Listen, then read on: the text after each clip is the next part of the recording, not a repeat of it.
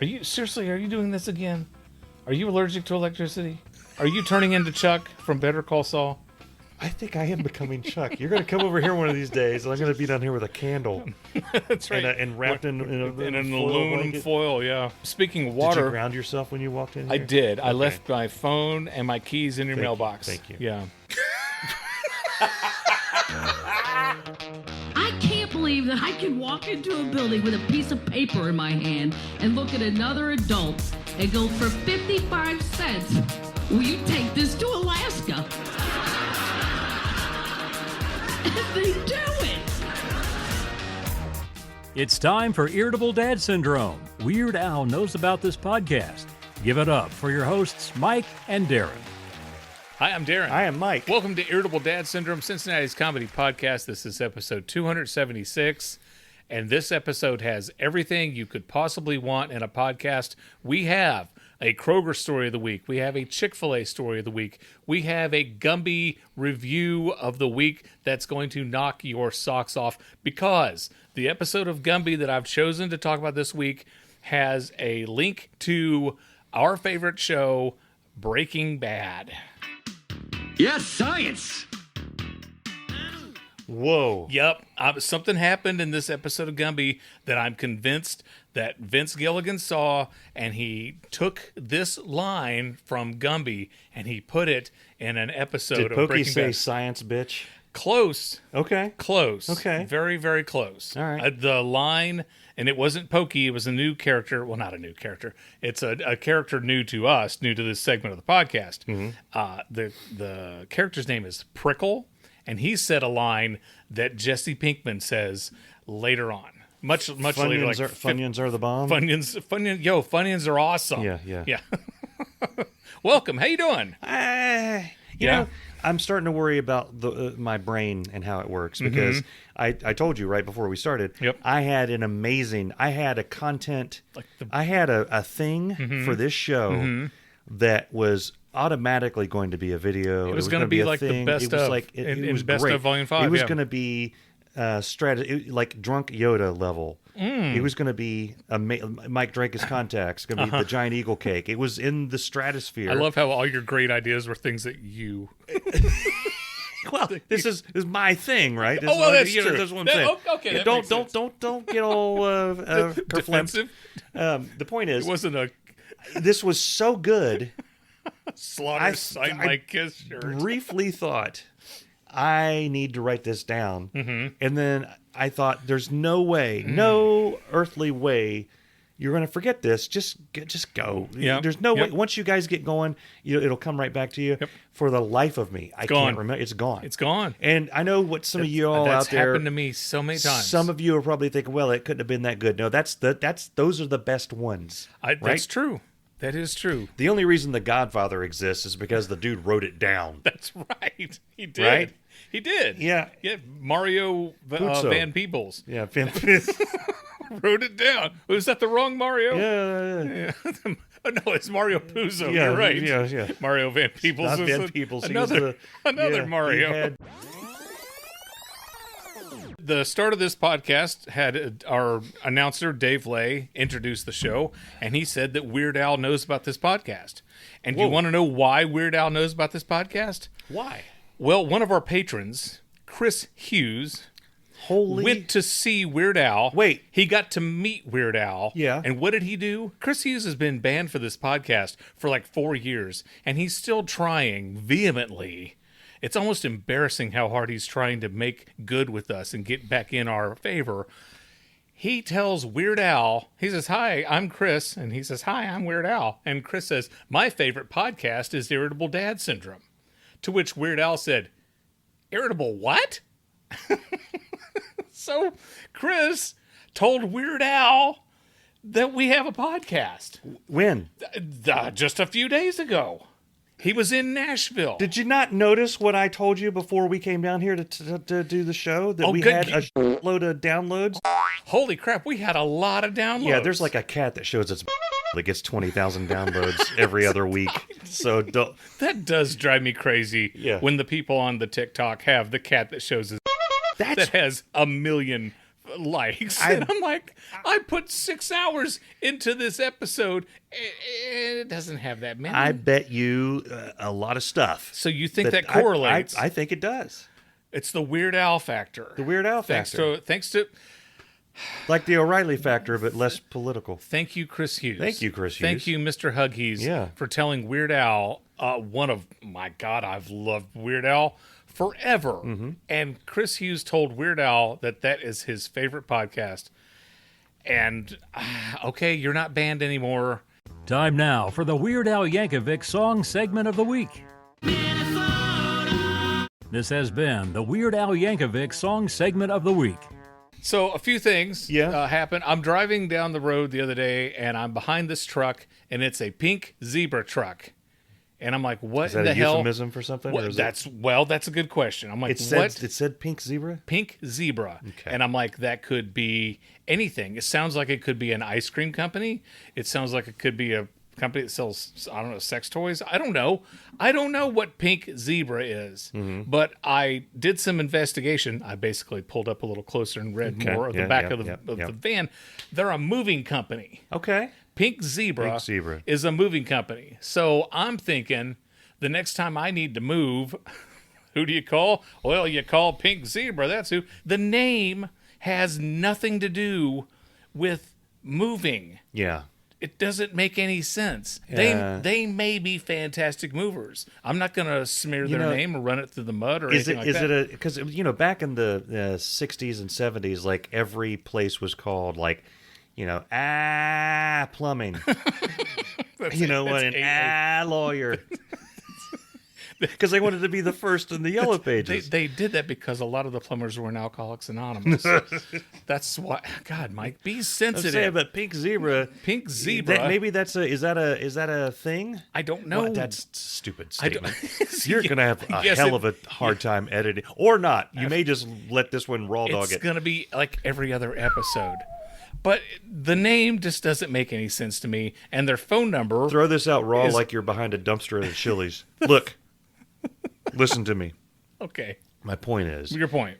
Pink Zebra may be a pop culture thing, a recent pop culture thing that we're too boomer to understand. Hey, how about a pink zebra? Yeah. I think about... So there's two guys in a truck. That's a good name. That tells the story. That's a good name for a moving company. It is. Right? Hank's Movers. Okay. Until three of them show up, and then you're like, who the are you? Hey. Yeah.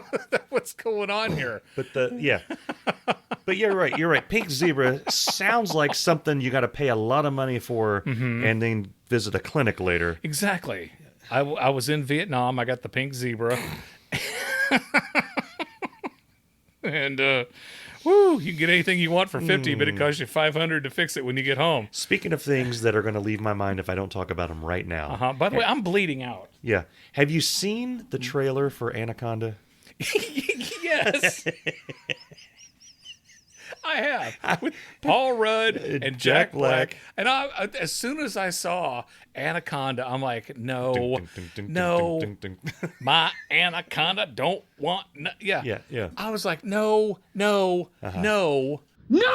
Yeah. No. We're taking the whole family. I'm so tired of people rebooting. And it's a movie about them rebooting Anaconda. And I'm like...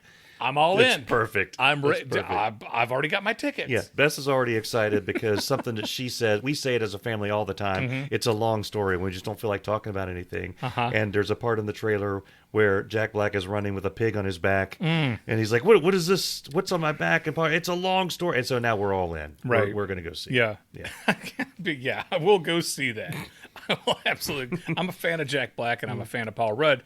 And if you're listening because Weird Al told you to, we have said many, many times that when the movie about Irritable Dad Syndrome comes out, Paul Rudd and John Hamm are going to play me and Mike. Yeah. And Paul and John, you guys can fight over who gets to be Mike. Billy Corgan and Billy Ray Cyrus, whichever. No. Bryan Cranston is going to be the role of Dave Lay, and Steve Buscemi is going to play Chris Hughes. So, and whenever that happens, I'm just happy to talk to Paul and John Hamm about that. You're listening to Irritable Dad Syndrome, Cincinnati's comedy podcast. Boy, you're really funny. Give you 100 on the laugh meter. So I came up with an idea. Okay. And I ran it by Bess. We've been married a long time. Mm-hmm. It takes a lot for me to horrify her with an idea. Okay. So she actually laughed at this a little bit. Okay. But I'm serious. So Okay. it's a new product. Mm-hmm. Okay. And I'm going to throw this out here to the Irritable Dad Syndrome community to see if you guys think this is a good idea, if it can be done safely, or if it's even possible. If we're even in legal trouble talking about it. Okay. Here we go. Okay. So So, let me set up the problem. A problem to solve. This is an invention. Here's the problem. Booba. You'll agree. yes, Can be a Booba problem. is a problem. So I would love to take Booba out to the various parks and fields that we have and throw a ball and have her bring it back to me. Our previous dog, Molly, brought it back all the time because Molly was a German Shepherd. And German Shepherds are smart. Molly knew that if she didn't come back to us... In theory. But she was also trying to protect us from everyone, so she would always come back. She never just bounded through the woods. okay. Booba, back in her puppy days, would just randomly run off into the woods. That's what Conrad would do. Marbles came to us as a runaway and tries to escape all the time. That's why we have to put him on that... Does he still try to run away? Yeah. We have to put him on that Oz chain out in the back there to keep him from leaving the yard. So my thought was, here we go. Okay. It's a dog collar, right? It's a dog collar. Yeah. A dog collar. With a tranquilizer dart on the inside. Uh-huh. Bluetooth activated. Oh. You get an app. Okay. Zap-a-dog or Okay. Stop. .com. Yeah. And then you just play with your dog like normal. Bark no more. Yeah, .net. bark stop everything right now. And if the dog is bringing the ball back normally, then hey, everything's wonderful. If it suddenly starts to bound off in the woods, and they're paralyzed for 5 minutes, you go over, you up the dog. retrieve your clearly, obviously terrified said dog, return it to a safe location. It's probably not gonna. PETA is not gonna like this at all. But hear me out. Okay. Hear me out. Yeah. I'm hearing. I think there should be some form of evaluation. Like a license to be able to use the dog collar. Because there's psychos out there that are just gonna buy the dog collar, Right. put it on their kid, and zap them, Right. or put it on a parakeet or whatever. And I see no. You strap one to an otter. I see no problem with this whatsoever. That's the title of this episode. Strap- Strap one to an otter. Strap a zapper to an otter. Strap a zapper to an otter.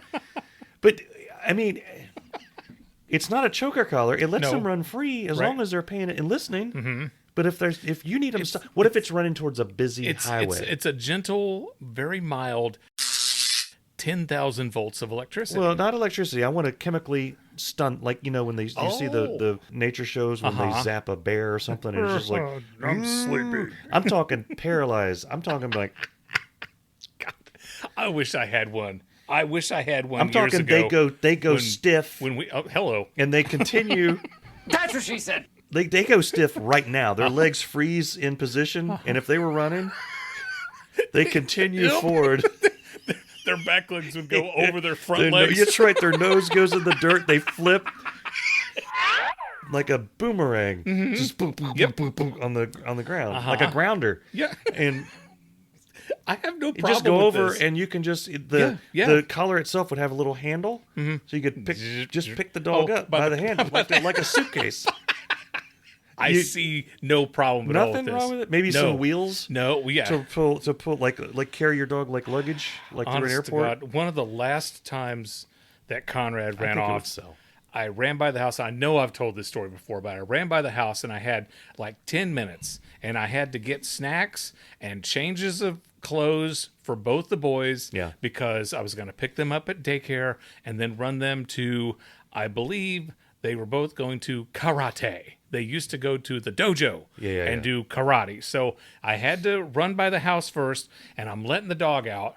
And I come in, and I let the dog out, and then I bring him in. I forgot that I left the door open to the garage. Yeah. And so here I am making snacks, grabbing stuff, and I'm like, where's the dog? Yeah, now you got a first 48 situation. Yes, the dog was gone. I go out, and it had rained. Oh, God. And we had lived in a cul-de-sac, and the dog was 1, 2, 3, 3, 4, 5, 6 houses around the cul-de-sac on the other side, looking at me like, "Hey, I know you. Okay. You're my dad." Yeah. This dumbass dog. And I'm like, and you'd call him. He knows his name, Conrad. He would not come to me. And so Did he just look at you like, why are you yelling my name? Yeah, like, what? What? Yeah, Why? what? Hey, you said my name. That's my name. Yeah. I started going for him. He ran through, Mike, I had to go through 3 yards. Like I said, it was raining. So my shoes are covered in mud. My pants are covered in mud. Let me ask you this. And I finally got the dog. Yeah. And he's covered in mud. So I get him home and I have to clean his feet and wipe all the mud off his stomach. And then I had to change clothes. I'm late getting to daycare and I'm late getting to karate. Was there a certain number of houses that you would traverse where you would at some number say, you know what, I'm just going to tell the kids he ran away. It was nice while we had him. Yeah, he was good. He was a good dog. Damned if I know where he went. But if we had one of those things, I would have said, and then just go get him. Yeah. No You more. wouldn't have to chase him at all. No more chasing. It's chase no more. Yeah. Dogs running. Stupid dog. And just and then just go get him. Nose right into the ground. And the reason it's going to be on the collar, I mean, you could, if you were skilled, you could bring a blow dart and just Hawkeye him down. But you can't. That's you'll be panicked. You'll miss. You'll hit somebody else. Yeah. Get a lawsuit. But you can't have nice things like that because some jackass is going to go out there and put it on a mule and think it's funny. And it's just not. Yep.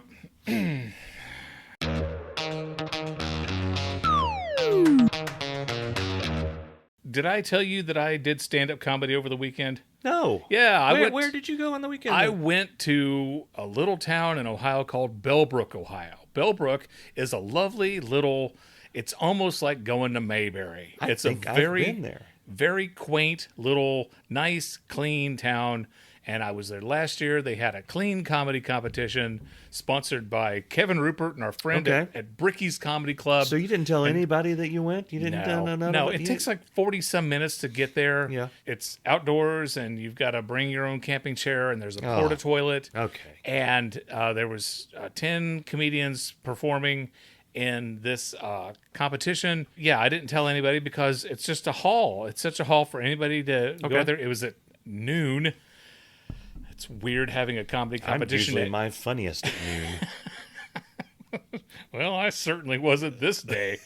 Last year, I think there was 13 comedians, and Kevin told me that I came in 5th out of the 13. So I'm like, that's pretty good. Yeah. I didn't ask where I came in. Ask me if I won. Did you win? No. Okay. I did not. Did any of the other comedians make you laugh?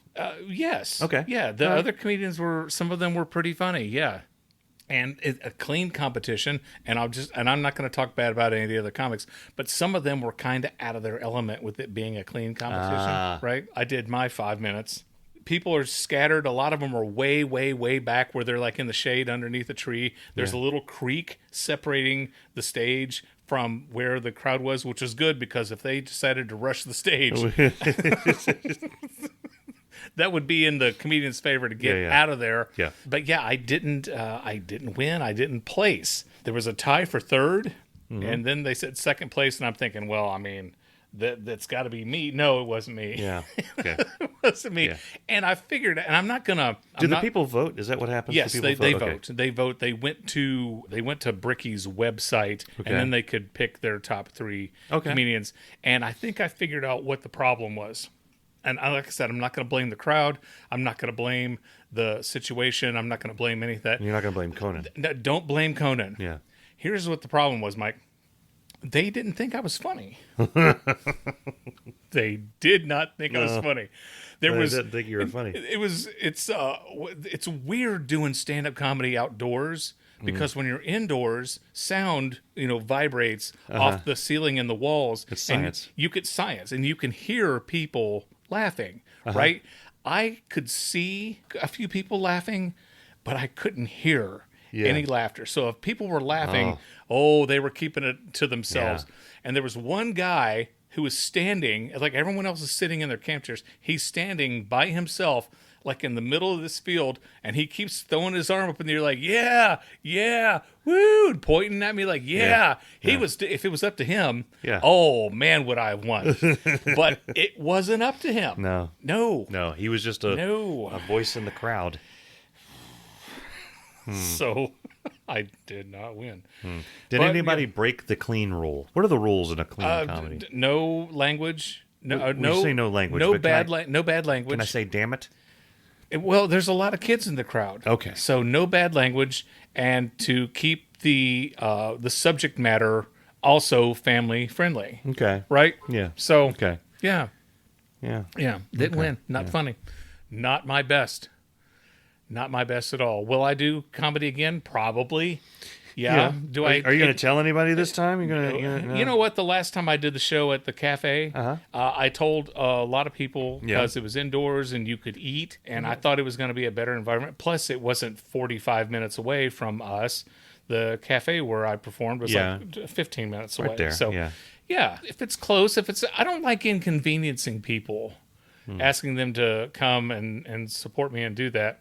So, excuse me, but we'll see. Well, I mean, it might be fun to come heckle you, not directly. Just like when you tell a couple of jokes and just like, oh my God, when are they? When are the good ones? When does the comedy competition start? What happens? Yeah. Nothing tastes better at a cookout than a Whompers all-beef footlong hot dog. Hey, you know our friend Mike Soproni at the Miami Valley Cable Council? I do. Yeah, because we were on our Dayton viewers. We used to be on TV. Yeah, we on community access on the TV television for what, like 9 weeks? 9 or 10 weeks. 10 days. How many weeks were we on? I think about 9 or 10 weeks before we were like, and we gave up on it. Anyway, so I'm going to return on Miami Valley Cable Council, their channel. They have put together the Halloween Spooktacular. This is the 28th. I don't know how many of these. I've known Mike Soproni since before Jacob was born, and Jacob's 21. Okay. And I think I have helped out on 20 some of these Halloween Spooktaculars. But I recorded the intro for this one again this year, and it's a tribute to silent films. And it's free, and if you ever want to watch it, you can go to this website, because they're going to stream it. You can go to vod.mvcc.video and check out the Halloween Spooktacular. You're going to love it. So are you going to appear on the Spooktacular? I record the intro for it. But, I mean, are you going to, like, is there a thing you go to? No. Oh, okay. No. Well, I mean, I'm at the beginning of it. So if you want to watch the beginning of it and then turn it off, he's not going to know. Yeah. Last year, TV boy Jim Booker, who is famous as hell in the Dayton, Miami Valley area, he and I were all over last year's Halloween Spooktacular. We recorded segments that were in between each movie that they showed, and we won awards for that. You know what else? What's that? I got invited. I don't know if you know. This might be awkward. Okay. The scary movie. Yes. Thing, Jim Timmerman. Yes. Have you signed up for that this year? I did. I had fun with that last time. Oh. Yeah. Oh yeah. Mike and I were judges last year for local short horror films. I use that term loosely. Yeah. Some of them. Well, some of them were horrible. Horrible. I tend to do this a lot. I will make a commitment that I'm going to watch or listen to something, and then I don't. Right. Even when I'm appearing on someone else's podcast to talk about that thing. Part of it is because I didn't have the time to do so. A large part of it is it's fun for me to see how long I can be incognito in the podcast episode before it becomes blindingly clear that I didn't consume any of the stuff. Oh, like on Allison Lips's show. Yeah. Lips's. Yeah. Especially when we're doing shows that I recommend. But in the case of the Jim Timmerman Horror Hour, I watched them all, and I had a hoot. Oh, you watched them this year? No. Last year. Yeah, I did too. I watched the first one, and my first thought was, my God, what have I gotten myself into? Me too. And I watched the second one, and I thought, is it cheating if I watch them at triple speed? Just to... By like the third, fourth one, I started to actually have a good time. It's really... You talk about all over the place. It's one of them. it's like judging. I'll tell you this. We're music guys. It's are. like someone asking you to judge a music competition, and then Gwar walks out. Okay. And you watch Gwar. You're like, okay, that's the general tone of this. And then they leave, and then Barry Manilow comes out. It's like, Okay. okay, that's completely different. Yeah. And then they leave, and then The Dixie Chicks. the Dixie Chicks come out. It was like I'm sorry, it was they're just the all chicks now. all over the place. And some of them were really, really Long. really, Boring. really, Not good. yeah. But it's fun to watch them. Well, there was... And I try to give constructive criticism Yeah, because yes. I believe that they would give the criticism back to the person. You don't want to say, what the hell have you done? Right. Or I want this moment of my life back. But I mentioned that the Halloween Spooktacular, my buddy Mike Ciproni, he has, over the years, started entering these in the Philo Awards contest. Philo T. Farnsworth was the guy who, he didn't invent the television. I don't know what he did. He perfected it. He perfected the television. And so they have every year the Philo T. Farnsworth Awards that is for excellence in community access television. And I now have, Mike, 5 Philo Awards. Really? 5. Wow. Yeah. I'm actually... I was like, and it's pretty cool. Yeah. It's it's nice being, and thank you to the Philo Awards. Thank you to my family. Thank you to all my friends who've supported me and cared all these years. Thank you to everybody in the balcony. I appreciate this award. And like Brad Garrett said at the Emmys, I am not going to let it go to my head. I know that my life is not going to change because of this. Yeah.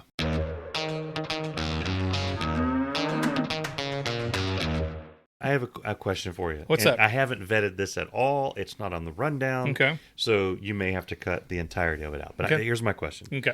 I get uncomfortable around this time of year, and I'll tell you for two reasons. Okay. One is I don't like the fall and winter because the daylight goes away. I don't like it either. I get the seasonal affective. I just I do generally too. get sad. Do you have one of those lights?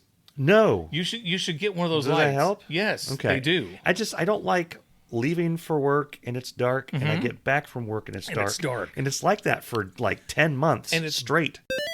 And it's colder than hell. Yeah. I'm cussing. If you are out on the road when I'm leaving for work, Right. you hear a constant stream that would make Andrew Dice Clay blush It's like all the way up Yosemite Sam is following until you. I get to the drive-through of Dunkin' Donuts. That's when the heat actually turns on. in your Kia. Yeah, Yeah. in my Kia. Mm-hmm. Anyway, that's one thing that I don't like. But the other thing, and it makes me very uncomfortable when people hero worship horror movie icons. You know what like you see somebody with like a Jason Voorhees or a Michael Myers shirt. Okay. Or the shirt doesn't necessarily bother me, but Right. it seems like it becomes their identity. Okay. And they're all over their Facebooks and the stuff, and they're in there. This is not going anywhere. Akin to someone who say likes the group U2. It's a similar thing, but something about it being a horror thing makes it uncomfortable. Do you know what I'm saying? I think I do. Yes. Am I being judgy? A little bit. No. It's definitely okay. So I'm going to walk around. I'm going to wear a T-shirt with Billy Idol, or I'm going to wear my T-shirt with Devo, or Gumby and Pokey, or something like that. Yeah. Yes, that's entertaining. But you think of these horror characters that are on the T-shirts, and it takes a different type of brain to wear a shirt with a person who has killed 75 people on it. Yeah, allegedly. Granted, in the movies, allegedly. you saw him do it. Yeah. You know he did it. And then wore their face as a mask for the Yes, Texas yeah, Chainsaw yes, Massacre. I've yes. seen a Texas Chainsaw Massacre hoodie, and it had like little chainsaws all over the back and like blood stripes. Texas and I'm Chainsaw like, Massacre wow. freaked me out. It's Until just- look, it was so boring.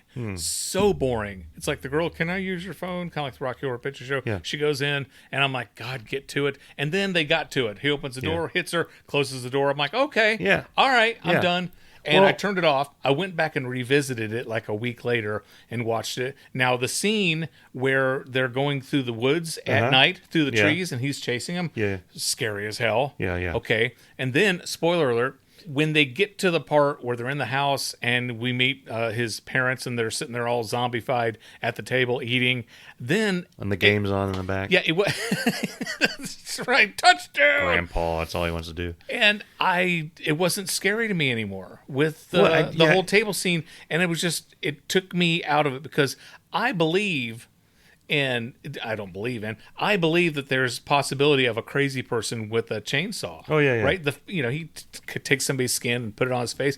That's all believable. Totally happen. Totally possible. Yeah. And then they took it and made it impossible, and then it wasn't scary to me. Well, see, I let me add this little tidbit addendum. That's the first time you've said addendum on this podcast. Now that I've said all this, I came very close to buying a Lord of the Rings jacket a couple of weeks ago. Okay. It was in a store called Box Lunch, which is basically a meme store. And they will have, the Star Trek Starship Enterprise jersey that I have? Yes. That's where that came from. Okay. They had a very, very nice jacket with a hooded jacket. But it had like a suede thing to it. Oh. It had a leather thing here on the shoulders with an imprint of the One Ring. Ooh. And on the back, it was the silver tree. Nerd. All stitched.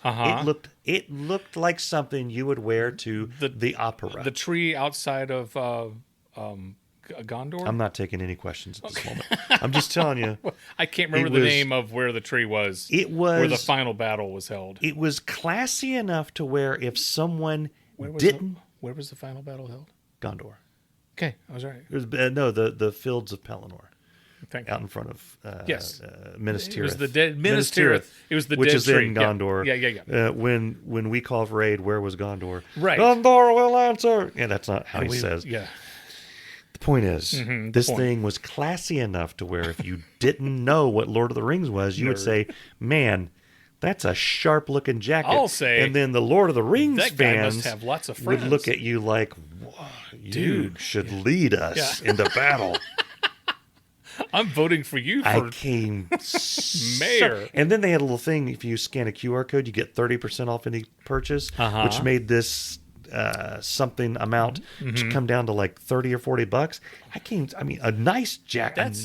Mike, that's practically free. A nice one. And I didn't do it. Well, because when it came down to it, I thought, you know what? This is real life. This is not the internet. Right. And I'm going to wear it to one of my kids' games. They're going to be sad. They're going to be Can like, you wait for us in the car? One of their friends is going to say, "Is that your dad over there with the Lord of the Rings jacket on?" Yeah. Your dad's up.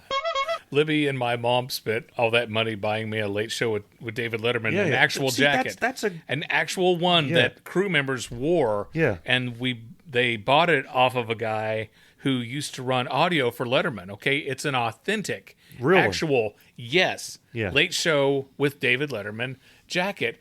And I'm afraid it's like if it rains, I'm not wearing it. Oh, Lord. If it's snowing, no way in hell I'm going to wear it. Yeah. If it's just cold, yes, I'll wear it. But I almost wore it to a Lakota West football game, and I'm like, no, some dumbass is going to get cotton candy on my jacket. Yeah, I bought, when we went to go see the U2s at the Sphere, I bought an Octung baby jacket, which is awesome. It's cool. I'm too fat for it. How much was that? Oh, man.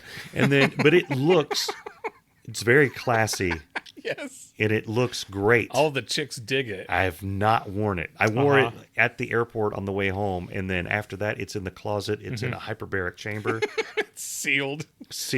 Vacuum fresh. I came close. We it's went underneath your house with all your money. Yeah, we went to a game the other day, and I thought, it might get chilly. I might wear that. And I'm like, no, a bird might fly by. That's right. And get a mite on it. And then I gotta, some dumbass is gonna walk by with his keys out and scratch it. Because I did wear I'm so freaked out, paranoid that somebody is going to scratch my jacket. I ripped one of my jackets. Here's a horror story for you. Oh, okay. This is all useless material. The VIP gold tool jacket that I got that was badass. I lifted my fat arm up too fast and ripped the armpit out of it. Oh, wow. Now I got to find a tailor. Quality. Yeah. Let's talk about quality. I mean, I guess I could wear it if I never lift my arm. It's time now for the Chick-fil-A Story of the Week. I mentioned at the beginning of the show, by the way, we've got more to come. This is Irritable Dad Syndrome. Yeah, we are a show. Yeah, by the we way. are a show, yes. A comedy show. I went to Chick-fil-A today, and I haven't had anything happen for a long time at Chick-fil-A. Chick-fil-A is notorious for screwing up my name. They've called me Darwin before. They always misspell it. And today, I had a feeling, Mike, the feeling in my bones that this was going to happen. So I pull up, and I make my order, and the first thing the lady asks me, what's a good name? I hate that. I'm like, well, there's all kinds of good names. Do you want to know a good name or do you want my name? And he goes, oh, it could be both. And she's trying to play along, but you could tell she's getting pissed at me. I told her my name, and I told her my order, and I drove through, and I'm only waiting for like a minute or two. This guy comes out, and he's got his bag, and he's looking very, very curious. He's like, he doesn't even know if he's at Chick-fil-A still. He has lost his mind. He can't figure out what's going on. Where is he supposed to go? He walks by my car, and he says, Alana? No. He looks at me and asks if my name is Alana. And then, no. He had to physically ask that and look at me before realizing that my name, a guy with a goatee, Is not Alana. clearly in my 50s, Alana. This has been the Chick-fil-A Story of the Week. Now back to you, Mike and Darwin. It's time now for the Kroger Story of the Week. I mentioned that we're having like back-to-back stories of the week. I mentioned that we haven't had a Kroger story of the week in forever. No, it doesn't happen at Kroger's anymore. I know. I'm starting to get worried. I'm like, why? And I've been going through the typical lines, right? I've been touching beats. I've been doing touching all the beats. stuff you're supposed I've to been do. hanging out next to the ice cream. I've been going through the line of my favorite cashier, and nothing has happened. So I go to Kroger the other day, and I buy the Reese Cup Oreo cookies. They're okay. Okay. They're just okay. Yeah. Don't rush out. Don't make a big deal. They're not worth the big woo that everybody's making out of them. So whatever. I'm going out to the car, and somebody has left. One of my biggest pet peeves, Mike, is when people leave their carts in the parking lot. Yeah, it's bullshit. Just put it away. Put it in the bin, right? Walk it over, do that. Somebody left one of them little scooter carts. Okay. And it's parked right perfectly into two spots. Okay. And I can't just leave it there. So I'm like, well, let's put this son of a bitch back where it goes. Have you ever ridden one of them scooters? No. They're fun. Okay. Did you ride it in the Kroger? I did couple of laps around the parking lot. Not the whole parking lot. Yeah. But I was like, this is fun. And so I pull. You go maybe 40 feet an hour. There's not a lot of juice to it. But I pull it up and I look left, I look right, and it's clear. And then I take a left and I go down. And then I cross where the main traffic area is in front of Kroger. Yeah. And now I'm on the sidewalk. And I pull it in. And I wait for a couple of customers to walk by. And I know they're either thinking, this guy doesn't need to be riding one of those scooters. Because those are reserved for people who need them, right? So people kind of eyeballed me, why are you doing this? And I just wanted to say, hey, they left it in the parking lot, and I'm bringing it back because I'm being a good Samaritan. But I pulled it in, and a couple of the workers, that's the word, a couple of the workers were there, and they looked at me funny, and I said, somebody left this in the middle of the parking lot between two spots, and I'm bringing it in. Yeah. Did they thank me? No. No, they just said, okay. Anyway, I've got this idea. Jeez. I've got an idea. Yeah. You and I Drive it around and ask people to get a from the top shelf. But that's not a bad idea. Yeah. No, I was thinking you and I have a competition one day. We both go to Kroger, and we have to enter on opposite sides of the building, and we each have 10 items that we have to get. So we enter the store on opposite sides, and we have to get these 10 items and then check out and then get to our car, and whoever gets first wins. Okay. Yeah. It's like Mario Kart, but it's Kroger. It's Kroger Kart. Yeah, Kroger Kart. But I think that would be fun. It would. And I wonder how long we could do that without them asking us to. I bet we could roll them out and drive down the road with them before anybody says anything. But I would like to. You know what? I almost did that. Yeah. I thought, how far can I take this? Yeah. But with my luck, the battery would die. At what point do I reach a litigious distance from Kroger's Litigious store? addendum? Yeah. You I've have been using your thesaurus. I've been reading. No, when you started telling the story, I had a vision in my brain of you driving through the Kroger, asking for something on the top shelf. Somebody gets it to you, and you just sit there and read the ingredients Okay, and thank say, you. and you either hand it back to them can you and put ask for this back? something else, or if they walk away, just throw it on the ground. No, and I wanted the 8-ounce jar. The 8-ounce jar. After you read all the ingredients, like, Yeah. oh yeah, no, this has pesto. I thought it was asparagus. And tell them to put it back. This has been the Kroger Story of the Week. Bess and I feel like horrible parents. Okay. Because we haven't taught our kids. That's new. We haven't taught our kids life skills that they need. Like what? I don't know. That's part of the issue. Okay. It's like we asked them, here's what we're doing.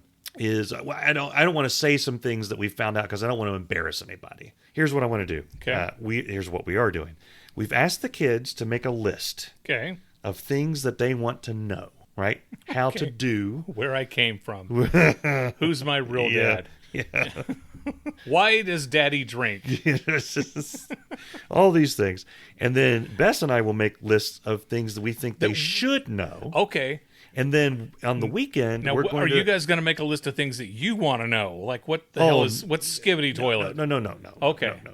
And we're going to, go down the list. We're going to compare all the lists. We're going to make a list for each kid. Okay. Things that we're going to teach them. Now, obviously, Andrews is going to have a little bit more... what do you call that? Urgency to it because he's almost 18. Mm-hmm. So, we got to catch up on some of these things. But, so I mentioned I cook all the time. Right. Bess cooks, but you guys don't know how to make any of this stuff that we make. Like, if they left home right now, Right. they could eat pizza Right. Cereal. and ramen, cereal, Mm-hmm. and sandwiches, and that's if someone buys the ingredients. Right. But there's all kinds of things you need to know to be a human adult. Yes. You got to know how to pay your taxes, pay a bill, Right. mail a thing. Right. We've recently showed our oldest son, how to solve a lot of the issues he's having, like with his getting his classes for college. Yes. It's like he knows how to go in and check the money in his bank account. And he, I believe he knows how to go and do an e-visit with his doctor, which I don't know how to do that. Here's the thing. That's and hard. I don't want to call anybody out. Okay. But we've done a thing with our, I like the video games. And the kids have like... I thought you were gonna... What happened? I do too. The video games. Yeah. Okay. I was like, Mike, this is a clean. What the? I like.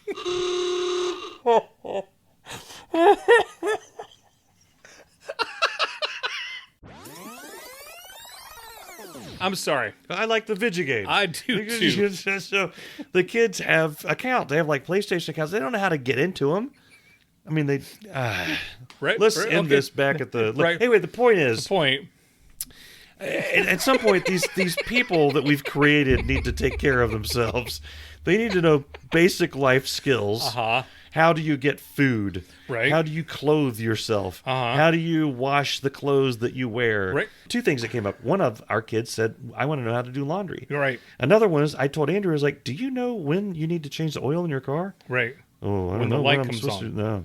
No. Yeah. No. Every 3,000 miles, right? Or Yeah, 5,000 miles. 5, some cars are whatever. 12,000 miles. The behemoth that Bess drives, it's every 10,000 miles. Are you every serious? year. Yeah, it's crazy. Jeez. But then they put a sticker that says you need it in 3,000 because they're all about it's big Toyota. I wouldn't recommend. Oh yeah, you can't Yeah. trust. Yeah. Yeah. No, both of my kids do their own laundry. Really? Yes. Okay. That's awesome. That's amazing. Yes, it is. It's very, very cool.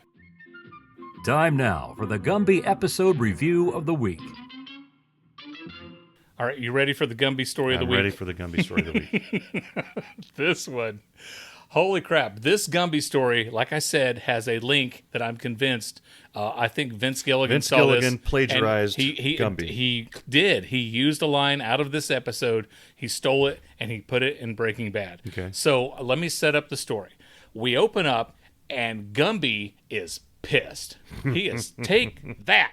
And he's kicking his little Hot Wheels cars. Okay. He's kicking them, and he is pissed, and he's...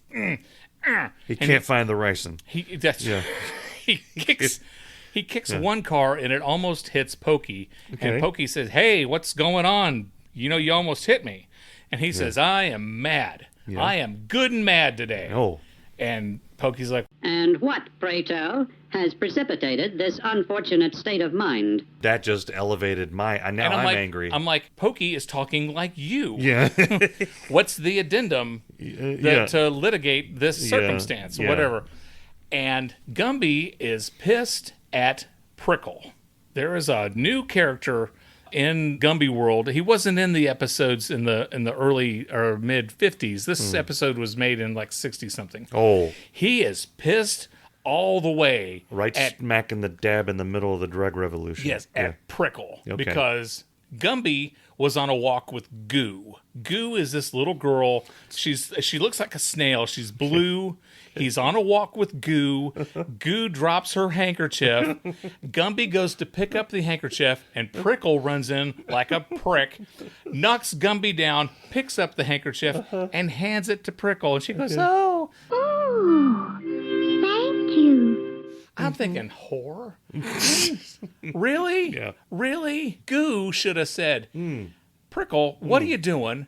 Gumby and I are walking. He's trying to pick up my handkerchief, and you're acting like a moron, like a jerk. And Gumby's like, hey, Prickle, not cool, man. Yeah. And Prickle says, nobody talks to me like that. Oh. I think his exact words were, Sir, I allow no one to address me in that tone of voice. What is Prickle? Is he a cactus? He's like he looks like a little yellow dinosaur. He's got spikes down his back and on his long tail. Okay. He's shorter than Gumby. Okay. Gumby can take him. Gumby's got the arm length. Yeah. Gumby's got the height. Yeah. Gumby's got the big feet, and Gumby could clock him if he wanted to. He's got that slanted head. He does. Just headbutt him. And Gumby's like, oh, yeah? And Prickle's like, no, ain't nobody going to talk to me like that. Oh. And he said, if I had a glove, I'd show you a thing or two. And this is where Gumby is like, get F around and find out. Okay. He pulls off a glove. It's Okay. green. Yeah. I think it's just like a piece of clay. He goes, here's your glove. Okay. So Prickle throws it in Gumby's face. Okay. Right up in his face. Uh-huh. And Gumby's like, all right, that's it. I've had enough with your... He goes, I challenge you to a duel in the toy shop at dawn. and Prickle says, yeah, I'll be there. And he says, and Goo is just watching the whole time. She goes, oh, boys, there's no sense in fighting over little old me. And Prickle says, I'll take care of this ruffian. Calls him a ruffian. Okay. I'll take care of this ruffian. He says, I'll see you at noon tomorrow, and you use the weapon of your choice. Well, he knows that Gumby lives right next to the Terminator factory. Yes. Gumby could get the robots. He could get a missile. He could drop a steel pillar on top of his head. He could run over him with his dad's fire truck. Exactly. I mean, Gumby could have done anything, but you won't believe what Gumby did. So Gumby goes out and he's talking to Pokey. And Pokey's like, what's going on? And he says, well, I'm about to have a fight tomorrow. And Pokey's like, you're fighting over a handkerchief? To which Gumby says, I'd fight over a straw when it comes to my honor. Okay. All right. Again, F around and find out. This has gone way out of bounds here. Over a handkerchief. Yeah. So here we are. It's dawn, and they show up, and Prickle comes in. He's got a shield and a sword. Okay. And he says, all right, man, here we go. Let's get ready to rumble. So Gumby goes, and he hops on his train. A train. He brought a train. He's like, here we go. And Prickle says, well, now hold on. That's not fair. All Prickle has to do is not be on the tracks, right? Well, and Libby asked about that too. Yeah. The tracks regenerate. Okay. They keep moving one in front of another. All right. For some reason, there's magic tracks on the ground. It's a Harry Potter train. That's like one of the flaws in this story. Okay. Yeah. He could have gotten in his dad's fire truck. Mm-hmm. He gets on the train. And Prickle says, hey, this isn't fair. And Gumby's like, what do you mean it ain't fair? You're the one who said pick any weapon I want. Yeah. This is my weapon. This is what I want. Yeah. And you better back up, bitch, because here I come. Yeah. And Gumby starts chasing him with this train. And Prickle, the look in his eyes like, he starts running. And he's running out of breath. And Gumby's like, I'm catching up on you. Here we go. You better keep running faster because I'm going to get you. And Prickle's like, oh, God, what am I going to do? I'm running out of breath. And then Prickle says, I've got an idea. I'm going to get a magnet. I know. A magnet. What about a magnet? Yeah, bitch! Magnets! Oh! What about a magnet? What about a magnet? What about a magnet? Exactly. Okay. That's the Jesse What Pinkman about line. a magnet? So Okay. Prickle gets Okay. this big magnet, and he hooks it up, and sure enough, the train runs and sticks to the magnet. Okay? And Prickle's like, whoa, man. And Gumby's like, I can't believe he got a magnet. I have a question. Okay, all right. Because I'm imagining this ridiculous story that you're telling. Mm-hmm. I'm imagining... You can't make this up, by the way. I'm imagining a yellow dinosaur that's somehow smaller than Gumby. Yes. With a sword and a shield. Running away. Well, he's dropped the sword and the shield. Okay, because now he's he's just running for his life. Because he's a scared little bitch. From a train that generates its own tracks. Generates its own turn tracks. any which way. So he's Yes. running as hard as he can. He's getting out of breath. He has an idea to get a magnet. He has enough time to stop. Does he and run by a magnet store? He just magically gets a He magnet. just has a magnet. Yeah, he goes to Mike's Magnets Incorporated. Or what about a magnet? What magnet? What about it? So the I train really don't like this one. I really don't like this one. The train sticks to the magnet. Okay. And Prickle looks like, yeah, okay. I dodged that bullet. But now it's just a train with a magnet. Right. Well, the train stuck to the magnet. So what does Okay. Gumby do? Gumby's like, I can't believe he got a magnet. Wait, Yeah. hold it. And he throws the train into reverse. And the train starts, it's got like 6 cars on it, I think. It starts going clockwise. Like, woo, Okay. woo, woo, Yeah. woo. And Prickle is so stupid. All he had to do is get out of the way, face first. Yeah. Knocked into the wall. It's the Prometheus factor. Yes, Gumby gets off the train and says, "Hey, you know what? Yeah. I seem to have gotten a little bit of dirt here on my tunic. How about you loan me your handkerchief there?" Oh. And he takes his handkerchief from him, and Prickle's like, "Boy, that backtracked. Jeez." And so Gumby goes over to Goo, and he goes, "Hey, here's your handkerchief. You seem to have dropped this." This is another flaw in the story because she had already, Prickle had already given her handkerchief. So why does he have the handkerchief again? It's a flaw in the story. Anyway, so and otherwise structurally and scientifically sound episode. Yeah, Gumby gives her the handkerchief. She's like, "Oh, Gumby, you're so gallant." Okay. I'm like, seriously, why are you wasting your time with this chick? Yeah. Because it's like as soon as Prickle starts showing his ass again, she's going to run off with him. Yeah. She's like, guys, dude, she's not worth your time. You mentioned Gallant. Gallant. Did you ever read Highlights magazine, Goofus and Gallant, where remember would like one of them, like Gallant would say, he put his coat down on a rain puddle for someone to walk on, and then Goofus would come by and say, "Check out these nuts, bitch," or something stupid, and the end of the episode would be everyone's happy with Gallant, and Goofus is a big over here that everybody hates. And then the next month that would come out, I was like, what are they going to get up to today? They're told to read a story, and Gallant starts reading his story as he's supposed to, and Goofus is over there dropping meth with Sally Struts-a-Lot or whatever. And then I don't know, he gets thrown in jail while Gallant learns a new trade. I love those comics. You mentioned the whole puddle and the jacket over the puddle. Yeah. Okay, I've been with Libby now we met our first date was in November of 1998. Holy and Lord. we've been together practically since, okay? Yeah. We were crazy about each other from the beginning, okay? We have been just inseparable since then. I love her with all my heart, and I would do anything for her. I have never put my jacket over a puddle so that she could step on my jacket in a puddle. Yeah. Walk around the puddle. Yeah, walk around the puddle. puddle. Walk around it. Yeah. Lady. Into the street. Why would somebody put their jacket now you got over a wet jacket. puddle? Yes, that she's going to have to clean. Yeah. Right?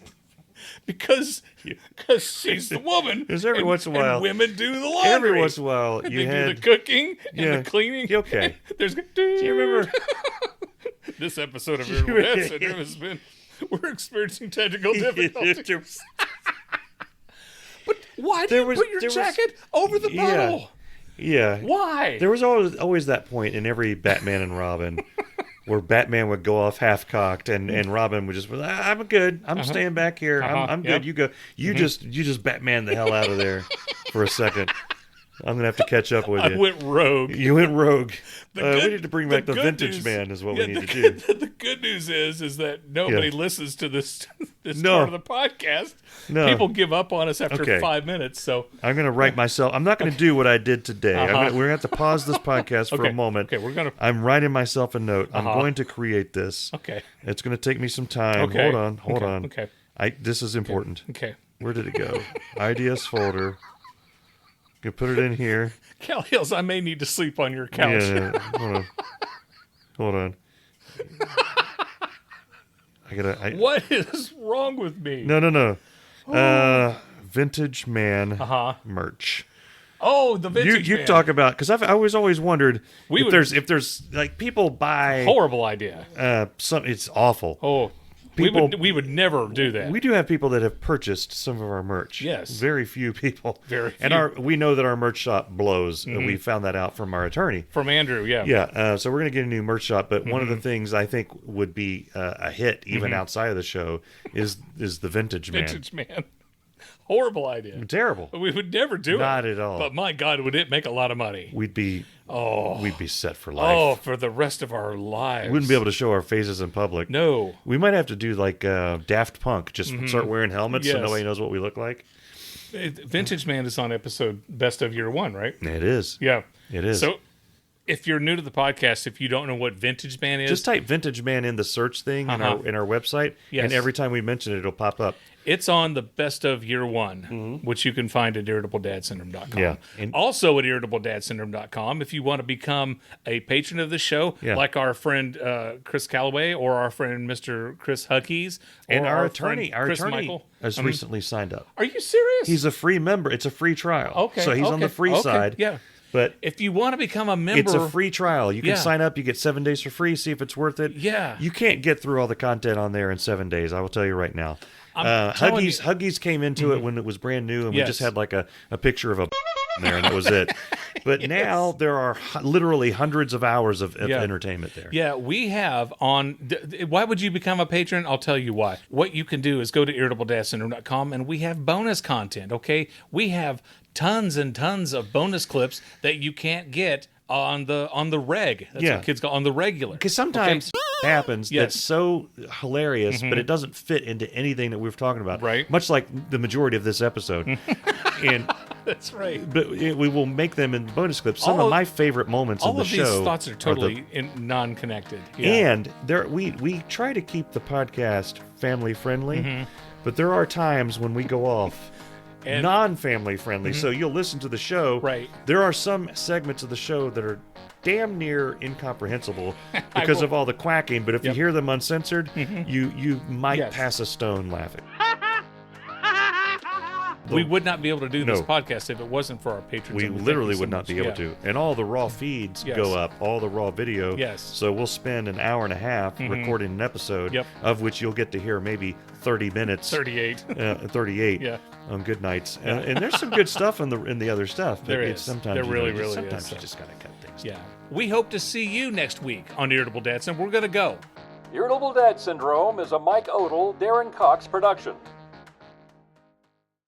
I thought you said a puddle. Okay. Yeah, a picture of of goo. Just a picture of a coat on top of a puddle of water. Exactly.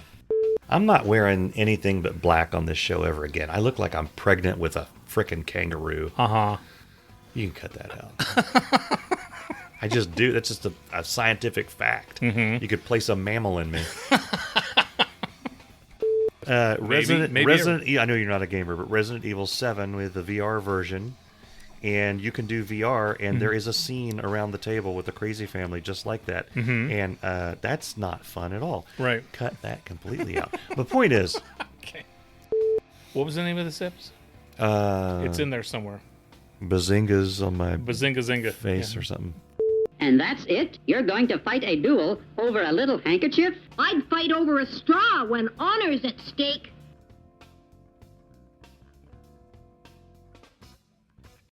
So something that we talked about at the Scouts And we had to talk in hushed tones. Yes, we did. Because there was a gaggle of women. Of moms. All around in us. the area. But then this idea hit. And I mean, when the idea hits, you got to talk it out. Yes. We talked about, what did we call it? The vintage man. The vintage man now, experience. Here's a business idea for Chris Hughes. Listen up. This is an experience, a service, okay? Well, men, you ask men the question, guys, how often have you wanted to go back to when things were right? Back when things were how they're supposed to be. Yeah. The following segment is a joke. The hosts, staff, and management of Irritable Dad Syndrome Incorporated would like to sincerely apologize if anyone's offended. It is not recommended that you try to sue us because our lawyer, Andrew Gibbons, does not screw around. And if you meet him in court, he will crush you. Thank you for understanding. Now, there's a certain demographic that this fits. Oh, there's a certain demographic. We believe we have that there's a market for it. For you. For the record, I just want to say, neither you or I condone this. No, neither. This idea horrifies both of us, and that's part of what makes it hilarious. We knew it would work.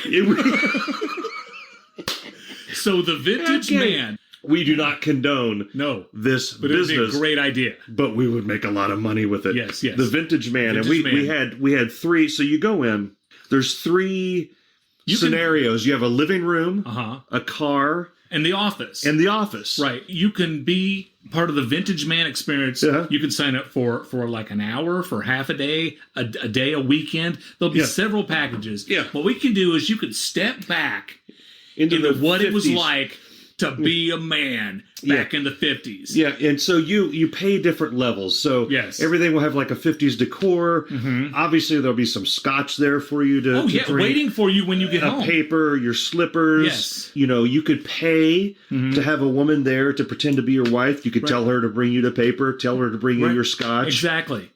You could pay different fee levels. There'll be a level where you can complain about the roast. Right. She says, you know what, honey, I was thinking that maybe I can get a job. And he says, well, I was thinking that maybe you could get me my supper. And then sorry, dear. And then she brings it to you. She's an actor. She cuts your meat for you. She's an actor. She's an actress. This is a service. Yes. I think you call everyone actor now at this point. Okay, whatever. Okay. But I'm just saying, this is a service for the type of man, not us. Right? No, you or I. No, I would never do this. You would never do this. This makes me sick. Now, I have no interest at all in this. Now, The Office is basically Mad Men. You go in, you smoke at your desk. Smoke at your desk. You drink. You can pay for the secretary to come in. You all laugh. Color toots. Yeah, that's a lot of money for that service. And she walks out. It's a service. This is a horrible thing. Horrible. This is awful. This is awful. Yes. I do not condone this. Should never be done. No, not at all. But people would pay a lot of money. It would make a lot of money. It would make a lot of money. And then the third one is the car. The car. Now, this one I'm particularly excited about because it could be like a ride at like Disney or something, an actual track. Exactly. With a couple of things. Well, one, you're the only person allowed to pack the trunk. Yeah, you pack the trunk because you were the only one who could pack it correctly. And you can bring your own things to pack in there, or we would supply the business owners. No GPS. You got a real map that you can read. Yeah.